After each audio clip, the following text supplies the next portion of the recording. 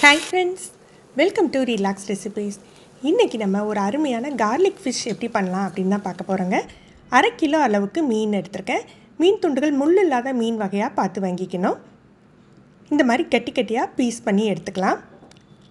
இதில் உப்பு, நான் ஒரு 3/4 டீஸ்பூன் உப்பு சேர்த்துக்கிறேன். ஒரு 1 டீஸ்பூன் மிளகாய்த்தூள்,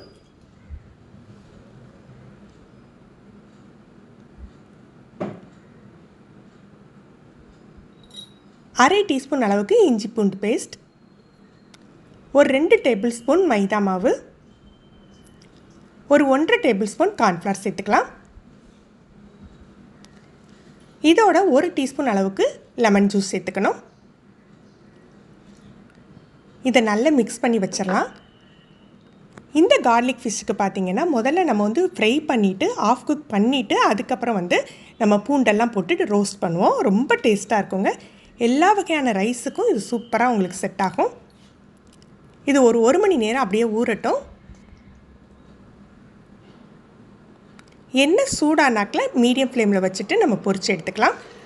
இதை ரொம்ப மொறுன்னு பொரிக்க வேண்டியதில்லை.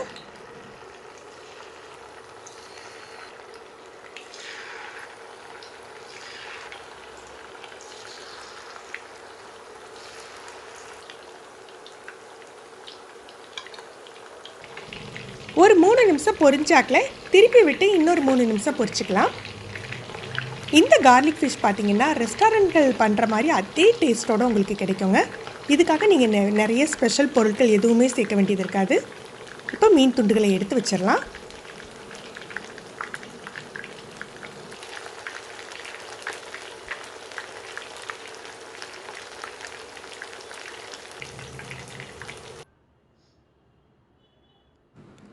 மீன் பொரிச்ச எண்ணெயே ஒரு 3 டீஸ்பூன் எடுத்துக்கலாம்.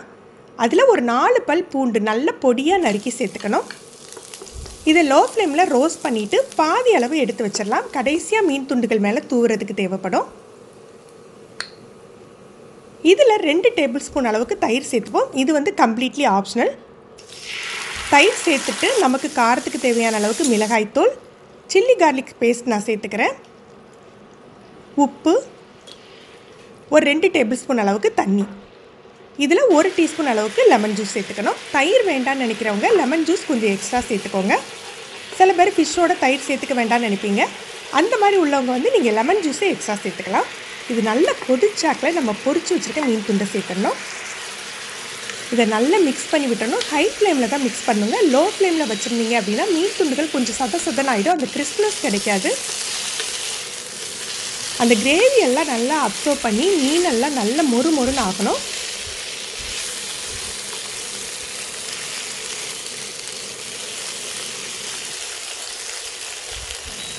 மீன் துண்டுகள் ரெடி ஆகிடுச்சு. நம்ம விருப்பப்பட்டால் கொஞ்சமாக ஸ்ப்ரிங் ஆனியனோ மல்லி இலையோ தூவிக்கலாம்.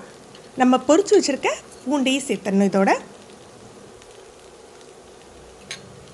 ஃப்ரெண்ட்ஸ், நம்ம பூண்டு போட்ட மீன் ரோஸ்ட் ரெடி ஆகிட்டு நீங்களும் இந்த ரெசிபி ட்ரை பண்ணி பாருங்கள். எப்படி இருந்ததுன்னு கமெண்ட் பண்ணுங்கள். இந்த வீடியோவை லைக் பண்ணி ஷேர் பண்ணுங்கள். நீங்கள் நம்ம சேனலுக்கு புதுசுனா ரிலாக்ஸ் ரெசிபி சப்ஸ்கிரைப் பண்ணிக்கோங்க. கீழே உள்ள பெல் பட்டனை ப்ரெஸ் பண்ணிங்கன்னா நம்ம சேனலில் வீடியோக்கள் போட்ட உடனே உங்களுக்கு நோட்டிஃபிகேஷன் கிடைக்கும். தேங்க்யூ.